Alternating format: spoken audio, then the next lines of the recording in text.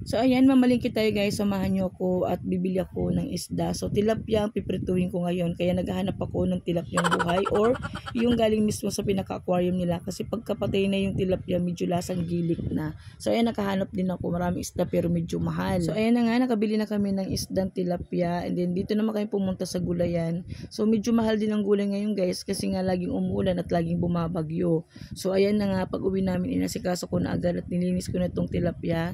Nakabili din ako ng 6 na pirasong tilapia na buhay siya, kasi nga pagka patay na yung isda or yung tilapia na bibilin mo, parang nalalasahan mo na yung lasang gilik, hindi ko alam. And then ayan, hinuhugasan ko siya, tinatanggal ko yung pinaka dun sa may hasang niya, yung itim doon na parang may itim doon eh. So tinatanggal ko yung kinukutkot ko kasi yung nakakapagpalansa. So inuhugasan ko lang mabuti, and then aasinan ko na yan, and then mamaya ipiprito ko na.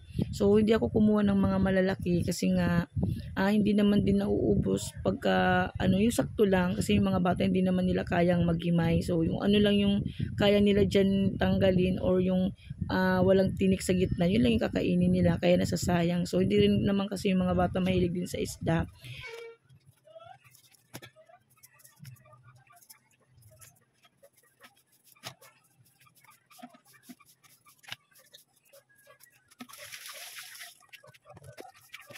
So ito na nga yung nabili kong gulay. Meron akong 2 taling okra, meron akong 2 taling talong, meron akong talbos ng kamuti, meron akong talbos ng kangkong. So guys, i-steam ko lang yan.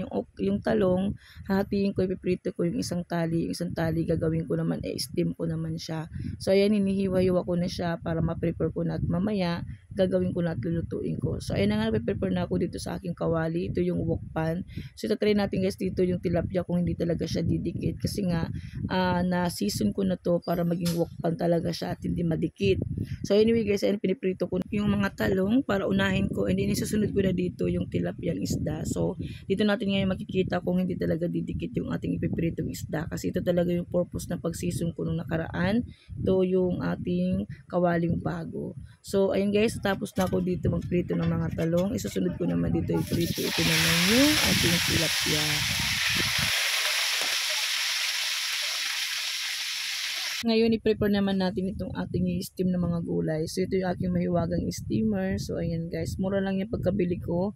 Nasa 199 pesos lang ata itong steamer na to. 3 layer na siya. So, ayan, nahugasan ko na yung mga gulay. Nilagay ko na yan dyan at papakuluan ko na. And then, ito na nga guys, naluto na yung aking mga pinritong mga tilapia. Ayan o, hindi siya dumikit. Ang ganda talaga ng kawali. So, and then, ito din yung aking pinritong talong. So, ayan. Tapos na ako guys magluto at kami ay kakain na dahil medyo late na rin. So, gabi na. So, ito na guys ang ating natapos na mga niluto. Anyway guys, binigyan kami ng bagoong isda ng pamangkin ng aking partner. Ayan, ito yung galing daw to sa Nueva Ecija kasi umuwi sila. And then, meron akong sausawan din na tuyo, kalamansi with siling labuyo. So, ito yung pinirito kong tilapia, and then yung talong. Nagpirito pa rin ako ng talong. At din ito yung aming nilaga or in-steam na okra, tapos yung talong. Tapos ito yung aming sausawan, yung bagoong isda.